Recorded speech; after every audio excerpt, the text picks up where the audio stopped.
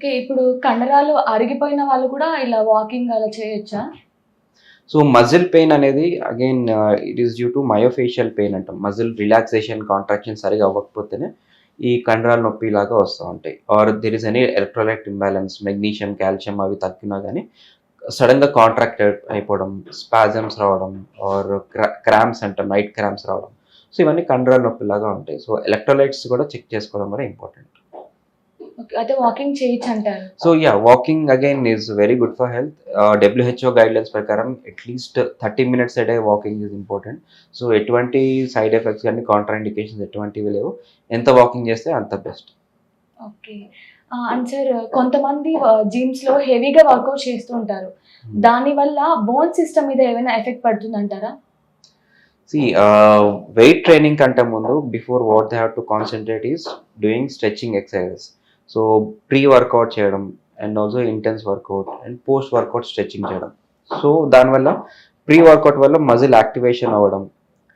Post workout వల్ల muscle strain అయినవి కూడా స్ట్రెచింగ్ అవి చేస్తే మళ్ళీ రిలాక్స్ అయితాయి. సో, ఇవి చేయడం కూడా చాలా ఇంపార్టెంట్. అండ్ వెయిట్స్ కూడా గ్రాడ్యువల్‌గా ఇంటెన్స్‌గా పెంచడం. ఒకటేసారి వాళ్ళ ఫ్రెండ్ ఎవరో 100 కేజీస్ లేపారని చెప్పి వాళ్ళకి 200 కేజీస్ లేపితే వాళ్ళకి బ్యాక్ పెయిన్ అనేవి వస్తా ఉంటాయి. Are hmm. There could be ligament injuries అవి చాలా ఎక్కువగా చూస్తూనే ఉంటాం. So, you have to avoid that. So, ఒకటేసారి వెయిట్ పెంచకుండా గ్రాడ్యువల్లీ ఇంప్రూవ్ చేసుకోవాలి. And hmm. Pre and post workout కూడా వాళ్ళు చూసుకోవాలి. Okay sir. ముఖ్యంగా ఏంటంటే మోకాళ్ళు అరిగిపోయి ఉంటారు కదా! హ్మ్. వాళ్ళకి మాక్సిమం డాక్టర్స్ 99% ఆపరేషనే సజెస్ట్ చేస్తుంటారు. ఇలా ఆపరేషన్ కాకుండా ఏదైనా అనదర్ ఆప్షన్ ఉందా అంటారా? ఆపరేషన్ స్టేజ్ అనేది దానికి ఒక స్పెసిఫిక్ క్రైటీరియా ఉంటుంది. లైక్ గ్రేడ్ 4 ఆర్థరైటిస్ అంటే హ్మ్. మోకాళ్ళ జాయింట్ మొత్తం పూర్తిగా అరిగిపోయి ఒకదాని మీద ఒకటి రబ్ అయిపోయి తీవ్రమైన నొప్పి రావడం. జాయింట్ డిఫార్మిటీ అంటాం. వాల్గస్ అండ్ వేరస్ డిఫార్మిటీస్ అంటే జాయింట్ షేప్ మారడం, వంగడం, కాళ్ళంతా వంగిపోవడం.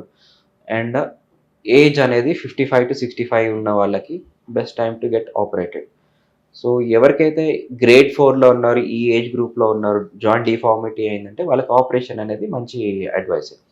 బట్ ఎర్లీగా చాలా మందికి వస్తూనే ఉంటుంది. ఇన్ దేర్ 40స్ ఆర్ ఎర్లీ 50స్.